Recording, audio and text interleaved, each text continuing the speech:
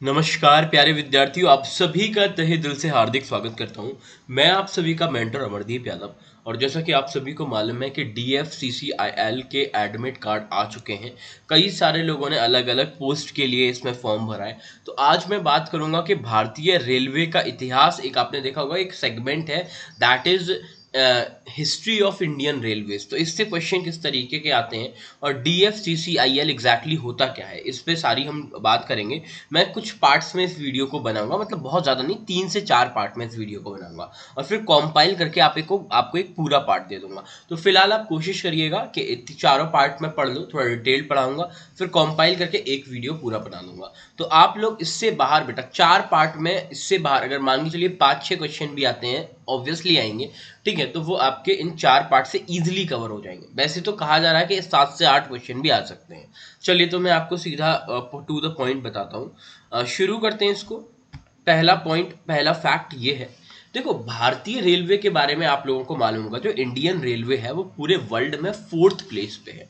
जो उसका नेटवर्क है, जो उसका विस्तार है, जो उसका एक्सपैंड है, उस हिसाब से देखा जाए तो विश्व का चौथा सबसे बड़ा रेलवे है। ठीक है, अगर मैं कहूँ कि पूरा रेलवे जो है वो 1.2, देखो आपको डेटा देखो, 1.2 लाख किलोमीटर, मतलब अपन क्या कह रहे हैं कि 1.2 लाख किलोमीटर में इसका विस्तार विस्तार है, राइट।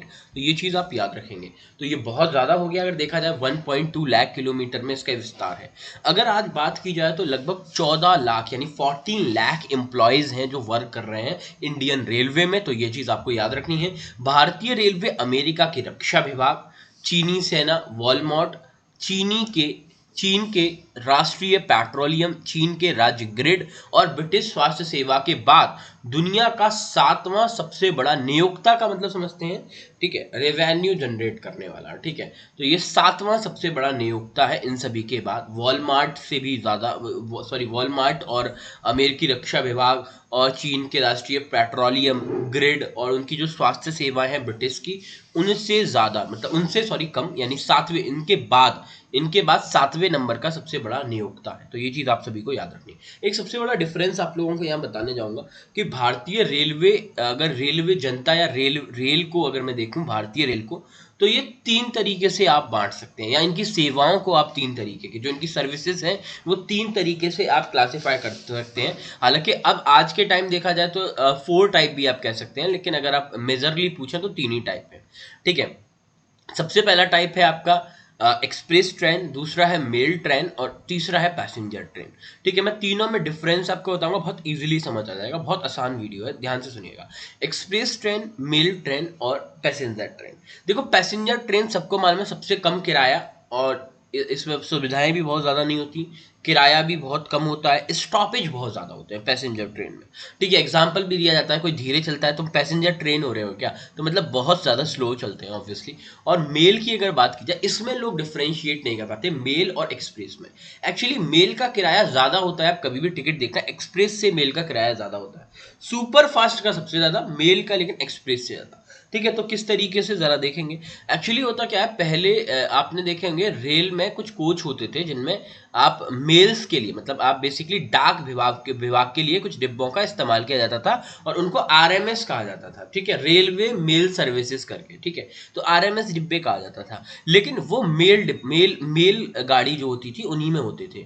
ठीक है, अब हालांकि उनके उनके भी कलर चेंज हो गए, मतलब नॉर्मल हो गई है ट्रेन, ठीक है, लेकिन जिनमें डाक विभाग अब भी सक्रिय है, मतलब जिनके थ्रू कोरियर्स और ये अलग तरह तरह की डाक विभाग वाली चीज़ें अगर भेजी जाती हैं जिन ट्रेनों में, मतलब उनके डिब्बे होते हैं, उन सबको मेल ट्रेन कहते हैं। ठीक है, हालांकि इसमें पैसेंजर भी जाते हैं, लेकिन इसमें आपका डाक विभाग से रिलेटेड भी लेखा जोखा और इनसे रिलेटेड जो चीज़ें हैं वो भी ट्रांसफर की जाती हैं। ठीक है, जबकि एक्सप्रेस ट्रेन की मैं बात करूं तो एक्सप्रेस ट्रेन के बारे में थोड़ा सा जान लीजिए।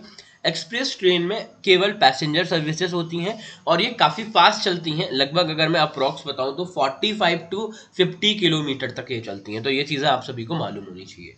ठीक है, तो ये कुछ फैक्ट थे, बिल्कुल बेसिक फैक्ट जो आपको मालूम होनी चाहिए। अब देखेंगे इसके बाद नेक्स्ट देखेंगे रेलवे के माध्यम से माल और यात्रियों के परिवहन के लाभ, मतलब बेनिफिट क्या है। अगर मैं कहूँ रेलवे से क्या क्या बेनिफिट है, ठीक है, रेलवे से क्या क्या बेनिफिट हैं ये थोड़ा सा मैं आपको बता देता हूँ। तो रेलवे से बेटा बेनिफिट क्या क्या है थोड़ा सा आप समझ लीजिए। रेलवे के माध्यम से माल और यात्रियों को ले जाने के कुछ लाभ इस प्रकार हैं।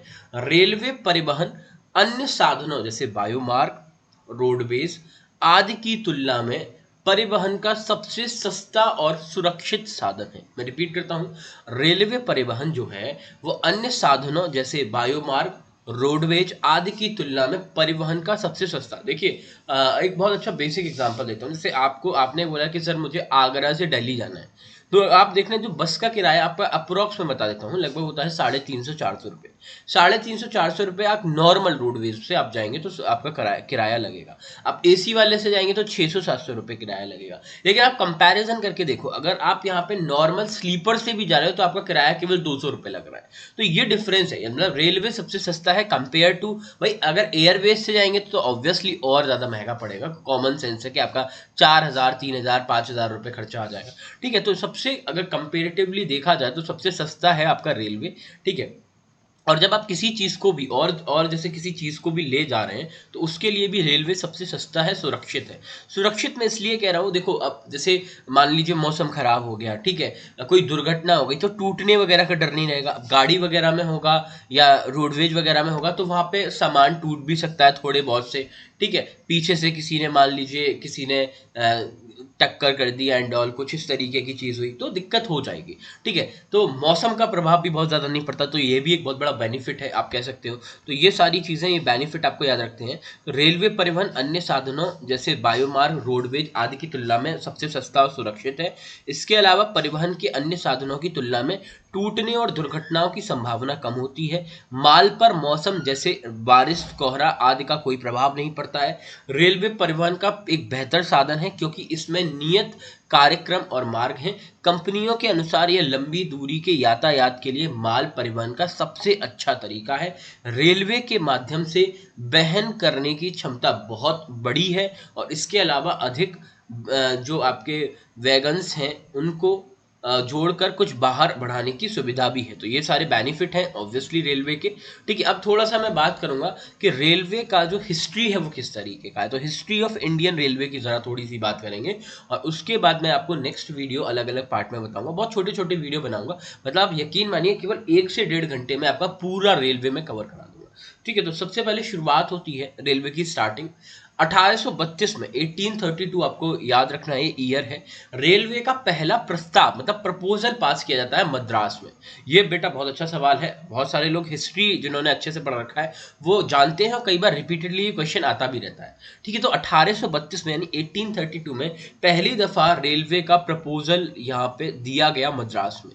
ठीक है, रेलवे भी होनी चाहिए। उस टाइम कौन थे, ऑब्वियसली अंग्रेज रूल कर रहे थे इंडिया पे, तो ये भी आप रिलेट कर सकते हैं। तो अंग्रेज जब रूल कर रहे थे तो रेलवे का फर्स्ट प्रपोजल दिया गया मद्रास में, ये चीज आपको याद रखनी है। अगला 1837 में क्या होता है, देश की पहली ट्रेन रैड हिल रेलवे, देश की पहली ट्रेन रैड हिल रेलवे मद्रास में रैड हिल्स से चिंट द्रिपेट पुल तक चली। मतलब बहुत छोटी दूरी तक चली, इसलिए इसको कंसीडर आगे तक हमने नहीं किया, इसीलिए हम लोग कहते हैं पहली ट्रेन 1853 में चली मुंबई टू थाने। ठीक है, तो वो सही ऑफिशियल डेटा तो वही है, लेकिन स्टार्टिंग आप कह सकते हैं। सर्वप्रथम अगर कभी पूछ ले इस तरीके से, देश की पहली ट्रेन जिसका नाम था रेल हिल रेलवे। ठीक है, ये मद्रास से बेटा, मद्रास से एक पुल तक चली। तो मतलब आप देखिए मद्रास से रैड हिल्स से चिंट द्रिपेट पुल, तो मतलब बहुत कम डिस्टेंस इसने कवर किया हुआ, कॉमन सेंस है।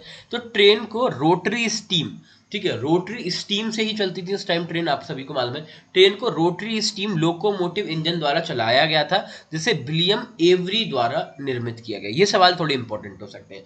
तो जो पहली ट्रेन थी उसको किसने निर्मित किया, तो आपको याद रखना है उसके इंजन को किसने निर्मित किया, तो विलियम एवरी आपको नाम याद रखना है, बहुत अच्छा नाम है। चलिए, अब इसके बाद ट्रेन को रोटरी स्टीम द्वारा चलाया गया, तो ये सवाल भी इंपॉर्टेंट हो सकता है। ठीक है, इंजीनियर ऑर्थर कॉटन द्वारा निर्मित रेलवे का उपयोग मुख्य रूप से मद्रास में सड़क निर्माण कार्य के लिए ग्रेनाइट पत्थर के परिवहन के लिए किया गया। ठीक है, नेक्स्ट देखेंगे इसके बाद।